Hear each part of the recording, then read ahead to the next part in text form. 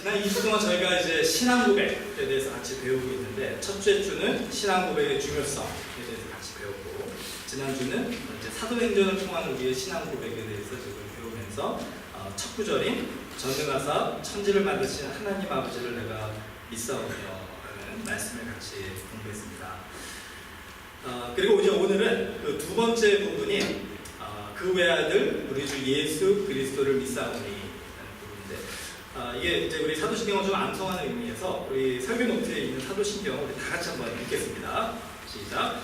전능하사 천지를 만드신 하나님 아버지를 내가 믿사오며 그 외아들 우리 주 예수 그리스도를 믿사오니, 이는 성령으로 인하여사 문정녀 마리아에게 나시고 본디오 빌라도에게 고난을 받으사 십자가에 못 박혀 죽으시고 장사한 지 사흘 만에 죽은 자 가운데서 다시 살아나시며 하늘에 오르사 전능하신 하나님 우편에 앉아 계시다가 저리로서 사자와 죽은 자를 심판하러 오시리라. 성령을 믿사오며 거룩한 공회와 성도와 서로 교통하는 것과 죄를 사하여 주시는 것과 몸이 다시 사는 것과 영원히 사는 것을 믿사옵나이다. 아멘.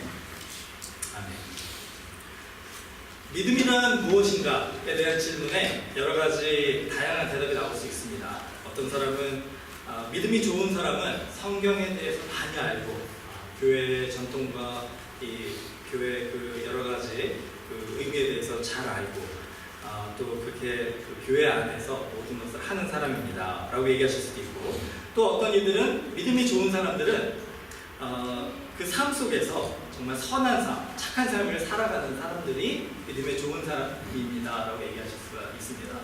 또 어떤 사람들은 믿음이 좋은 사람들은 교회를 열심히 섬기고 봉사를 열심히 하고 또 전도를 열심히 하는 사람이 믿음이 좋은 사람이다 라고 생각하시는 분들도 계십니다. 도대체 믿음이 좋다라는 것은 무엇일까요? 어떤 사람이 믿음이 좋은 사람일까요? 요한복음 3장을 보면은 예수님의 시대에 믿음이 아주 좋다라고 인정받았던 한 사람이 나옵니다. 이름이 니고데모라는 사람이에요. 그 사람은 그 유대인의 종교 지도자였는데, 그냥 그 우리가 생각할 때에 이렇게 외식하는 그런 종교 지도자가 아니라 하나님의 말씀을 깊이 묵상하고 가르치고 또 그 말씀대로 살기 위하여 노력하는 존경받는 그런 종교 지도자였습니다. 그러니까 그 당시의 사람들의 입장에서 볼 때는 이 니고데모만큼 믿음이 좋은 사람은 없을 것이다 라고 얘기할 수 있는 그런 사람이었다고 할 수 있습니다. 근데 니고데모가 요한복음 3장을 보니까 아주 어두운 밤에 예수님을 몰래 찾아옵니다. 왜냐하면 예수님은 그 당시에 많은 종교 지도자들에게 미움을 받고 또 경계를 받는 사람이었습니다. 그래서 그들 사이에서는 예수님과 상종하지 말자, 오히려 예수님을 핍박하고 나중에는 그 죽이는 그런 그 모함까지 하는 그런 종교 지도자들 중에 하나였기 때문에 예수님과 대화 나누는 것이 사람들에게 알려지면 좋지 않겠다 생각이 됐던 것 같아요. 그럼에도 불구하고 니고데모가 예수님께 찾아와서 예수님과 대화를 나눕니다. 3장 2절을 보면요, 니고데모가 이렇게 얘기합니다. 우리가 당신은 하나님께로부터 오신 선생인 줄 아나이다. 하나님이 함께 하시지 아니하시면 당신이 행하시는 이 표적을 아무도 할 수 없음입니다.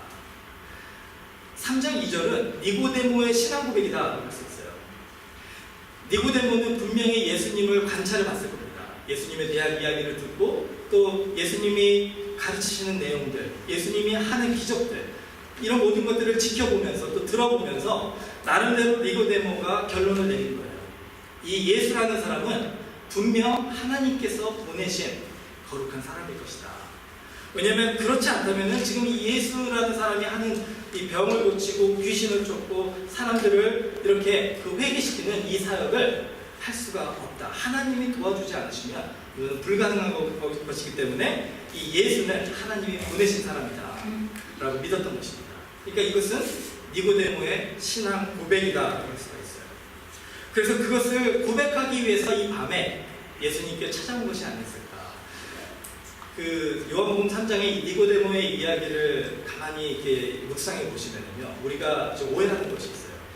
니고데모가 왜 예수님께 그 밤에 찾아갔을까를 우리가 흔히 생각할 때는 니고데모의 마음속에 질문이 있기 때문에 갔을 것이다 라고 생각을 합니다. 근데 제가 3장을 다시 한번 묵상해 보니까 니고데모의 질문은 처음부터 나온 것이 아니었습니다. 니고데모가 예수님을 찾아간 이유가 3장에 의하면 예수님께 자기의 신앙의 고백을 하기 위해서 찾아갔던 것이에요. 3장 2절에 니고데모가 한 이 고백이 그 유일한 고백이었고, 그 뒤에 예수님께서 니고데모에게 설명을 하면서 이제 니고데모의 마음속에 질문이 나올 수 있는 그런 가르침을 주신 것이에요. 예수님이 니고데모의 이 신앙의 고백을 듣고서 니고데모에게 도전을 하십니다. 뭐라고 도전을 하시느냐? 내가 유대인의 지도자임에도 불구하고 이스라엘의 선생님에도 불구하고 어떻게 너는 이 중요한 것을 알지 못하느냐 하면서 예수님이 생각하시는 중요한 것이 무엇인가를 가르쳐 주시는데, 그게 바로 온전한 신앙 고백이다. 자, 니고데모도 분명히 신앙 고백을 했습니다. 그런데 니고데모가 한 신앙 고백은 온전한 신앙 고백이 아니었다라는 거예요. 이 니고데모의 신앙 고백은 바로 자기의 경험에 의한 신앙 고백입니다. 예수님이 하시는 표정, 예수님이 하시는 기적들을 바라보면서 병을 고치고 귀신을 쫓고 사람들이 변화되는 그런 모습들을 자기가 바라보고 듣고 경험해 보면서 마음속에 가지게 된 예수님은 하나님으로부터 온 거룩한 선생이다라는 그 믿음은 온전한 믿음이 아니다. 온전한 신앙 고백이 아니다. 잘못된 것이 아니라 반쪽짜리 신앙 고백이다. 여러분, 우리가 하나님께서 왜 두 발을 주셨는지 생각해 보신 적 있으십니까? 우리가 왜 두 발을 하나님께서 주셨는가? 제가 볼 때는 균형을 잡는 삶을 살라고 이렇게 주신 것 같아요. 한 발로 설 수 있을까요? 없을까요? 여러분, 한 발로 서실 수 있습니까? 있죠? 예. 근데 한 발로 서 있는 사람이 얼마나 오래 서 있을 수 있을까요? 한 10분 정도는 서 있을 수 있겠죠? 한 1시간 좀 건강한 사람은 버틸 수도 있을 거예요.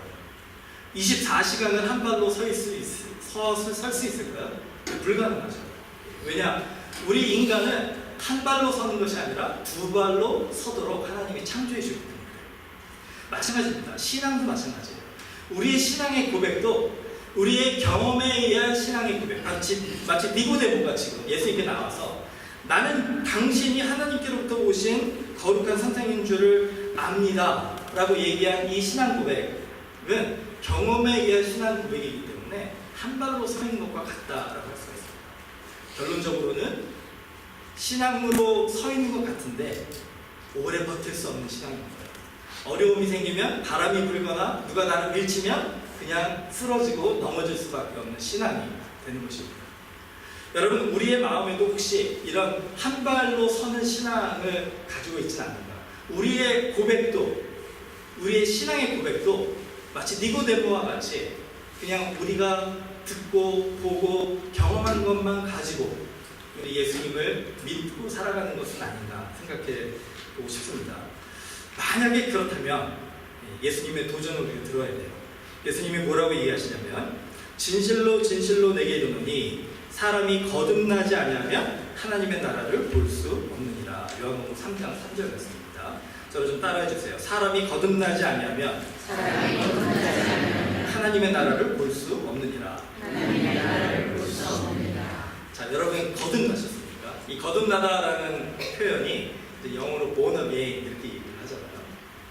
거듭나다, 다시 태어나다. 여러분 다시 태어나셨습니까?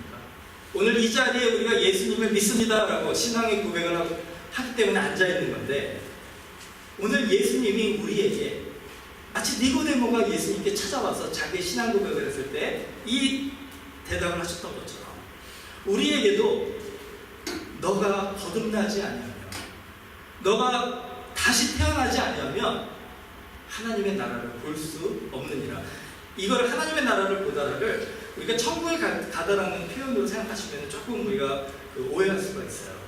하나님의 나라를 볼 수 없느니라 여기 말씀하신 거는 우리가 죽은 후에 천국도 포함되지만 바로 이 땅에서 예수님이 우리의 왕이 되신, 바로 이 땅에 임하신 하나님의 나라도 우리가 볼 수 없다는 거예요.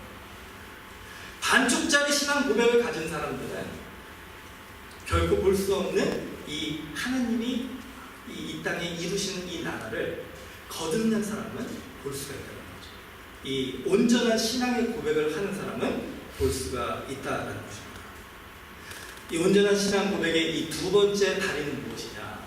바로 예수 그리스도를 아는 것이에요. 예수 그리스도를 아는 것입니다. 니고데모는 예수님에 관해서 알았습니다. 예수님은 이런 사람이라고 들었고 예수님이 하는 것을 보고서 예수님에 관해서 나는 이제 모든 것을 다 종합해 본 결과 예수님은 거룩한 선생이다. 예수님에 관해 아는 것은 부족하더라고요. 예수님을 아는 것과 예수님에 관해 아는 것과 아주 큰 차이가 있습니다. 여러분 친한 친구가 만났을 때 저 사람들이 친하구나를 어떻게 구별할 수 있는지 혹시 들어보신 적 있으십니까? 커피숍에서 이제 어떤 두 사람이 이제 한 사람이 앉아 있고 다른 사람이 들어왔어요. 근데 이 두 사람이 이제 서로 인사를 하는 모습을 보면 두 사람의 관계가 얼마나 친한지를 알 수 있대요. 한 사람이 들어왔는데 처음에 먼저 왔던 사람이 일어나가지고 정중하게 인사를 하고 둘이 악수를 합니다. 두 사람은 친한 사이일까 아닐까요? 아니, 어디서 들어오셨나 보네요. 모른 척 해주세요. 그 사람은 친한 사람이 아니에요. 서로 예의를 갖추고 서로 잘 아는 사람이라고 할 수 있지만 친한 친구는 아니에요. 친한 친구들이라면 어떻게 했을까요? 한 친구가 앉아있고 정말 어려서부터 친한 친구가 이제 커피숍에 들어왔어요. 그러면은 어떤 인사를 할까요? 아마 탁 쳐다보고 왔어? 하고서 자기 할 일을 할 거예요. 그렇죠? 일어나서 악수하는 거는 상상하기도 어렵죠. 친한 친구라면. 여러분, 우리와 예수님의 관계는 어떤가요? 여러분은 정말로 예수님과 친하십니까? 아니면 그냥 예수님에 관해 아는데 마치 내가 예수님에 관해 모든 것을 다 알기 때문에 나는 예수님을 믿습니다라고 고백한다라고 착각하면서 우리 살고 있지는 않아요. 만약에 그렇다면은 예수님은 오늘 이렇게 우리에게 물어보실 거예요. 너는 나를 아느냐? 너는 신앙인이라고 얘기를 하고 크리스천이라고 얘기를 하면서 정말로 나를 아느냐? 라고 물어보십니다. 여러분, 사도행전에 왜 이 신앙의 고백이 들어갔을까요? 그 외아들 우리 주 예수 그리스도를 믿사오니 우리가 믿는 예수님에 관해서 아는 것으로 멈추지 말고 우리가 예수님을 진정으로 알고 예수님과 그 인격적인 개인적인 관계를 통해 예수님을 우리의 구주로 영접하고 다시 태어나는 그 경험을 통해서 예수님 안에서 우리가 온전한 신앙의 고백을 한다면 우리는 두 발로 서 있는 든든한 믿음의 삶을 살 수 있게 되기 때문에 이 신앙 고백이 필요하다는 것입니다. 자, 그러면 우리 사도신경을 통해서 예수님을 좀 알아갔으면 좋겠습니다. 자, 첫 번째로 예수님을 아는 것은 무엇이냐? 바로 예수님이 하나님의 아들이라는 것을 우리가 아는 거예요. 요한복음 3장 16절을 보면 하나님의 세상을 이처럼 사랑하사 독생자를 주셨으니 이는 그를 믿는 자마다 멸망치 않고 영생을 얻게 하려 하십니다. 자, 예수님이 하나님의 아들임을 우리가 알고 또 인격적으로 그 예수님을 우리의 삶에 초대하는 것은 결과에 관계없이 그 예수님과의 관계 속의 과정을 중요하게 생각해야만 가능한 것입니다. 이게 무슨 말이냐면 여러분이 예수님을 알고 싶어하는 그 동기가 무엇이냐가 중요합니다.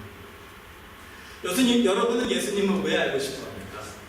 예수님을 알고 믿고 예수님을 순종하고 따르면 여러분에게 무슨 유익이 있을까요? 어떤 분들은 예수님을 아는 이유가 내가 이 세상에서 평안하고 잘 살고 행복하고 건강하고 복 있는 삶을 살기 위해서 예수님을 아는 것입니다 라고 생각하고 또 그렇게 노력하시는 분들이 있을 수 있어요. 근데 그거는 참 슬픈 이야기인 것 같아요. 제가 참 그 인간관계를 인생이 아직 저도 앞으로 살 날이 많이 남았지만 그동안에 제가 거의 요즘 100세 인생이다 이제 거의 이제 반 정도를 이제 살아가고 있는데 이제 달려가고 있는데 그동안의 제 삶의 경험을 생각해 보면은 그 인간 관계 속에서 그 동기가 저 사람과의 관계 속에서 내가 무엇을 얻을 수 있다라고 생각하고 맺어지는 관계, 그건 참 슬픈 인간의 관계인 것 같아요. 여러분, 만약 여러분의 친구들이요, 여러분은 친하다고 생각하고 여러분은 그들을 잘한다고 생각하는데 그들이 여러분하고 이렇게 친한 관계를 맺는 이유가 여러분과의 그 관계 때문에 무언가 유익을 얻기 위함이다. 그리고 그 유익이 없어진다면 그 여러분과의 그 친한 관계가 만약에 예전 같지 않거나 관계가 단절되거나 만약 그렇게 된다면 참 슬프지 않을까요? 우리가 한번 생각해 봤으면 좋겠습니다. 우리 인간과 인간의 관계도 그런데 예수님과 우리와의 관계가 그렇게 맺어진다면 예수님은 우리를 그렇게 사랑하지 않으시고 예수님은 우리를 그렇게 초대하지 않으셨어요. 우리와 관계 속에서 예수님이 원하는 것은 철저한 죽기까지 사랑하시는 그 사랑인데 우리는 예수님과의 관계를 맺어가면서 예수님을 알아가면서 예수님에게 무엇을 얻을 수 있을까만을 관심을 가지고 예수님을 알아가면 예수님의 마음이 얼마나 무너지실 정도로 아프시겠습니까? 자, 그렇기 때문에 예수님을 우리가 알아갈 때 그 알아가고자 하는 우리 마음의 동기를 다시 한번 점검해 보는 게 중요한 겁니다. 예수님은 하나님의 아들이십니다. 우리와 관계가 맺어지지 않아도 예수님은 잘 먹고 잘 사실 수 있는 그런 부족함이 없으신 그런 하나님이세요. 그런데 예수님이 먼저 우리에게 손을 내미셨다는 거예요. 우리를 사랑해주고 싶으셔서, 우리와 동행해주고 싶으셔서, 우리와 인격적인 만남을 가지고 싶으셔서 예수님이 먼저 손을 내밀어서 우리를 초대하시고 우리와 이 관계를 맺기를 원하신다는 거예요. 그렇다면 우리도 그 예수님께 나아가 그 아들 되신 예수님을 우리가 인정해드리고 존중해드리고 또 그 예수님 그 자체만으로도 우리가 정말 감사하고 사랑하고 즐거워하고자 노력하는 거예요. 우리 마음에 혹시라도 인간적인 뭔가 얻으려고 하는 그런 이 욕심이 들 때마다 그것들을 다 내려놓고 오직 예수님보다 더욱 사랑하는 것은 없습니다 라고 고백하면서 예수님만 사랑하려고 노력하는 그런 마음으로 다가가는 것, 이게 바로 하나님의 아들 되신 예수님과의 인격적인 만남의 출발이라고 할 수 있습니다. 성령으로 잉태하사 동정녀 마리아에게 나시고 크리스마스 때마다 반복해서 들으시는 이 진리가 여러분들의 귀에 너무나 익숙해가지고 그것이 우리에게 감동을 주지 않는다면 우리가 좀 다시 한번 우리의 신앙을 리프레시 해야 돼요. 성령으로 잉태하사 동정녀 마리아에게 나셨다는 것은 무엇입니까? 예수님은 바로 하나님의 아들이시고 하나님이시다는 거예요. 임마누엘, 우리와 함께 하시는 그 하나님이 지금 우리 가운데서 우리를 사랑하시고 우리와 동행하신다면 여러분 그거 외에 우리가 더 바랄 게 무엇이 있겠습니까? 바로 우리에게 이것을 깨닫게 해주시기 위해서 이 사도신경의 신앙 고백이 있다는 것입니다. 성령으로 잉태하사 동정녀 마리아에게 나시고, 자, 예수님께서 이렇게 이 땅에 오셔서 하나님의 아들로 오셔서 우리와 사랑의 관계를 맺기를 원하심을 보여주신 아주 좋은 예가 있습니다. 그게 바로 십자가예요. 그래서 십자가에 못 박혀 죽으셨다라고 하는 그 고백은 우리의 마음을 참 감동시켜주는 그런 고백인 것 같습니다.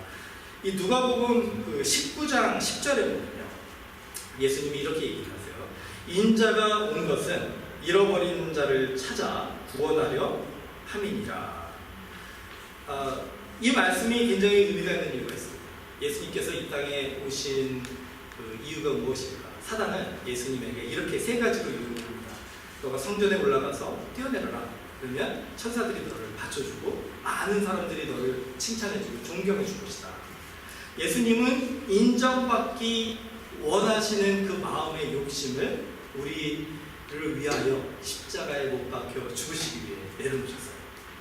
사단이 예수님께 유혹합니다. 내가 이 돌을 떡으로 만들면 정말 맛있고 풍성하고 배고프지 않는 그런 그 부유함을 가지게 될 것이다. 충분히 하실 수 있었습니다. 그런데 예수님은 사단아 물러가라 하시면서 그 욕심을 물리치셨어요. 십자가에 못 박혀 죽으시기 위하여 예수님은 그 누리실 수 있는 모든 세상의 부와 그 영광을 내려놓으신 거예요. 예수님은 이 세상의 모든 왕들이 왕이십니다. 사단이 그걸 알고 예수님께 유혹을 해요. 너가 나에게 절하면 내가 이 모든 세상의 왕국을 너에게 주리라. 예수님은 그 유혹 속에서 정말 이 세상의 모든 사람들보다 더 높은, 가장 높은 자리에 오르실 수 있는 그 상황 속에서 그것을 포기하시고 십자가의 길을 선택하셨다는 거예요. 자, 왜 그러셨을까요? 예수님이 바로 말씀하십니다. 이 땅에 오셔서 잃어버린 어린 한 마리의 양과 같은 우리들을 찾아서 구원하시기 위해 예수님은 십자가에서 죽으셨다는 거예요.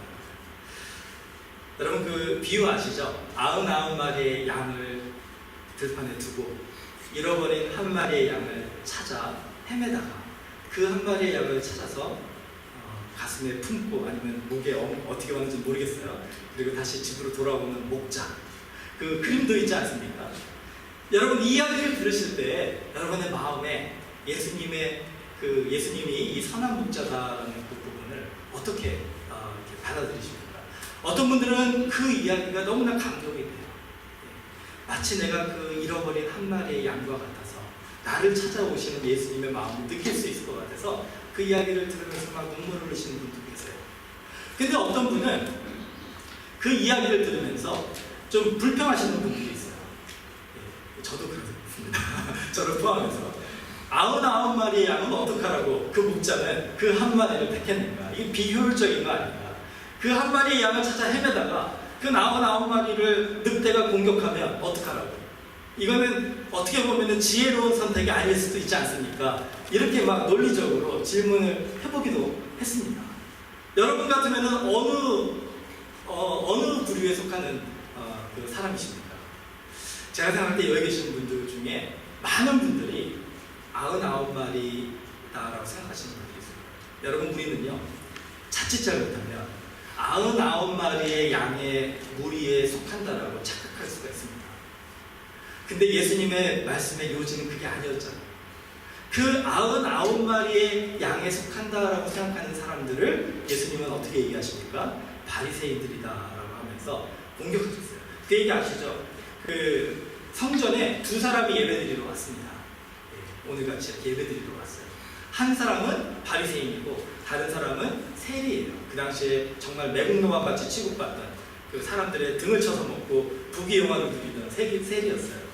그 두 사람이 성전에 와서 예배를 드리는데 바리새인은 그 세리를 딱 보니까 세리가 저 구석에 엎드려가지고 막 흐느끼면서 막 회개하면서 기도하는 거예요.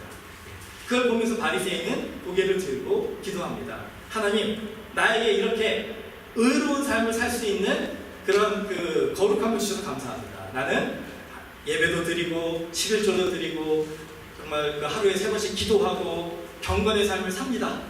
하나님, 나처럼 이렇게 훌륭한 그런 신앙인의 삶을 살게 해주셔서 감사합니다 하면서 모든 사람들이 듣도록 이렇게 큰 소리로 기도를 합니다.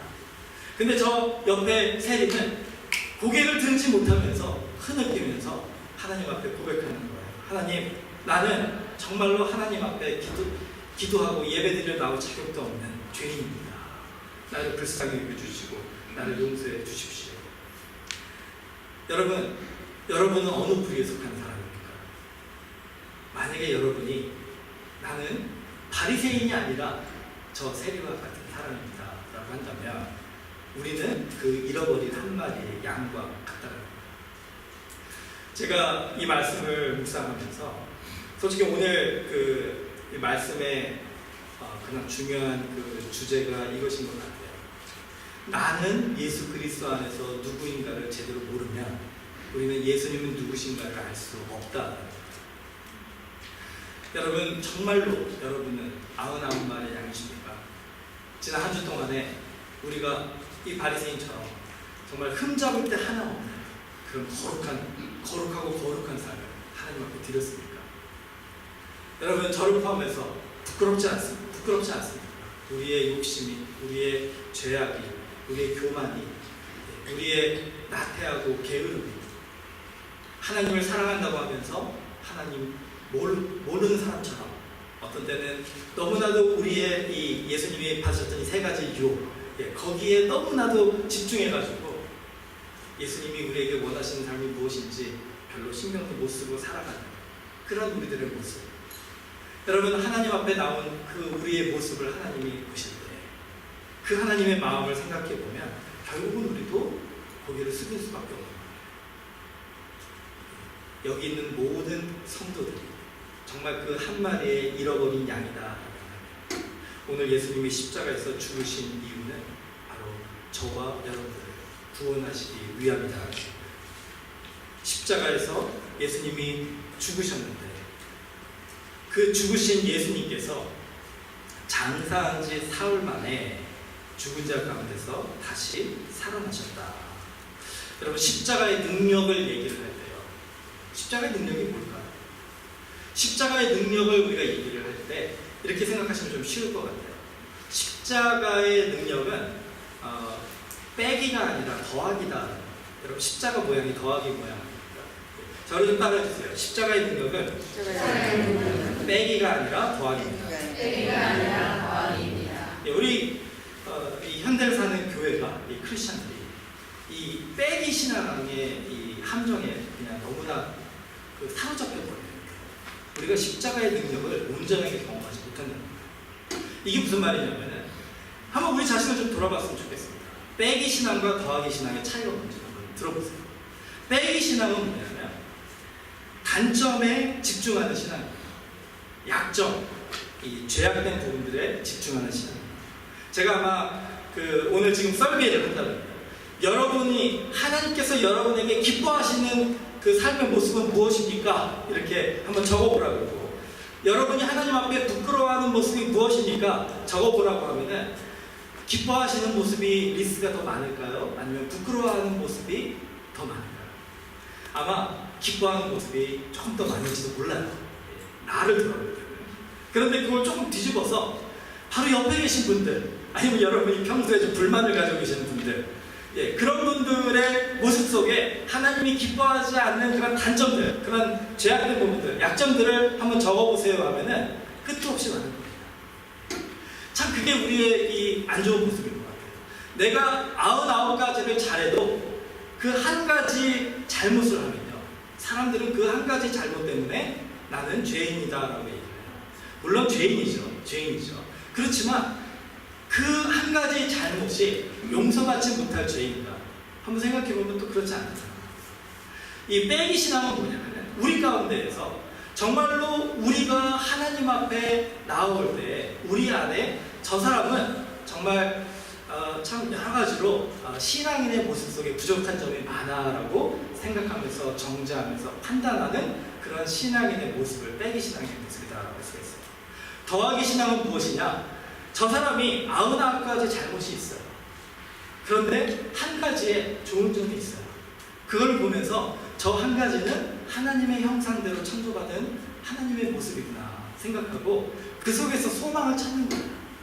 그 99가지의 잘못된 부분들이 예수 그리스도의 십자가의 보혈로 아름답게 용서되고 변화되는 그 모습을 소망하면서 바라보는 신앙이 바로 더하기 신앙이다. 예수님께서 우리들을 보셨을 때 그러셨을 것 같아요.